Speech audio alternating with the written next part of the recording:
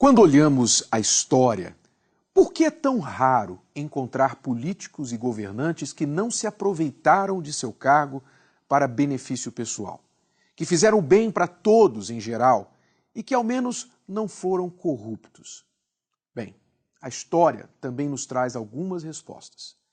Na Bíblia, no livro de Juízes, existe uma parábola que se aplica muito aos dias de hoje. Ela conta o que aconteceu quando as árvores resolveram procurar um rei.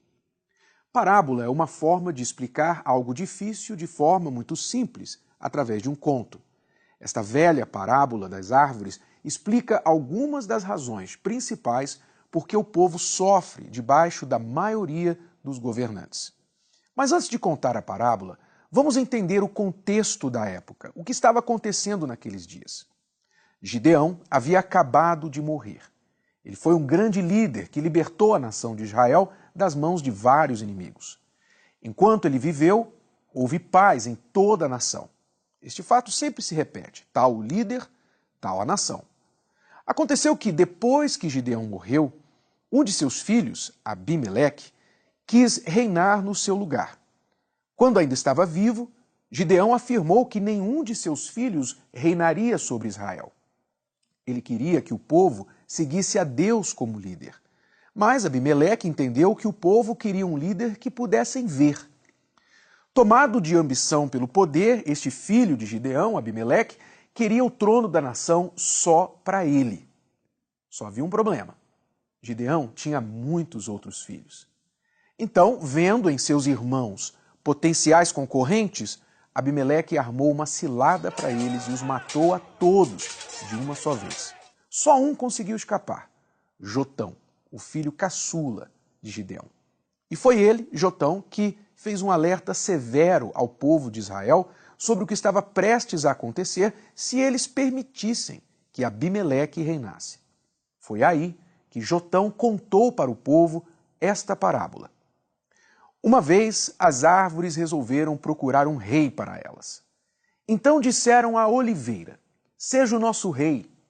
E a oliveira respondeu: para governar vocês, eu teria de parar de dar o meu azeite, usado para honrar a Deus e aos homens. Aí as árvores pediram à figueira: venha ser o nosso rei. Mas a figueira respondeu: para governar vocês, eu teria de parar de dar os meus figos tão doces. Então as árvores disseram à videira: venha ser o nosso rei. Mas a videira respondeu: para governar vocês, eu teria de parar de dar o meu vinho, que alegra a Deus e aos homens. Daí então todas as árvores foram pedir ao espinheiro: venha ser o nosso rei. E o espinheiro respondeu: se vocês querem mesmo me fazer o seu rei, venham, confiem em mim e fiquem debaixo da minha sombra.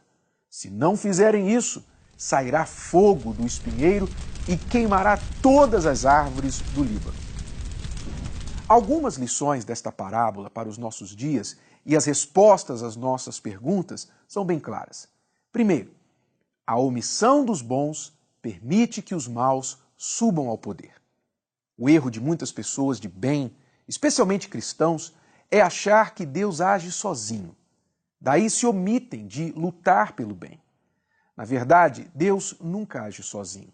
Ele usa pessoas para fazer a sua vontade aqui na terra. Segunda lição: quando não há boa opção de escolha entre os que querem governar, o povo acaba escolhendo a pior opção. É como na parábola: os que têm algo de bom para oferecer costumam se escusar dos cargos de governo e assim deixam espaço para os espinheiros ocuparem.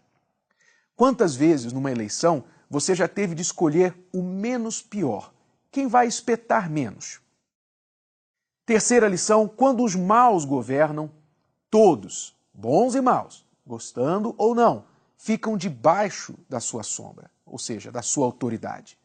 E uma vez no poder, os espinheiros vão criando leis e tomando decisões que ferem a todos, exceto a si mesmos e aos que o apoiam.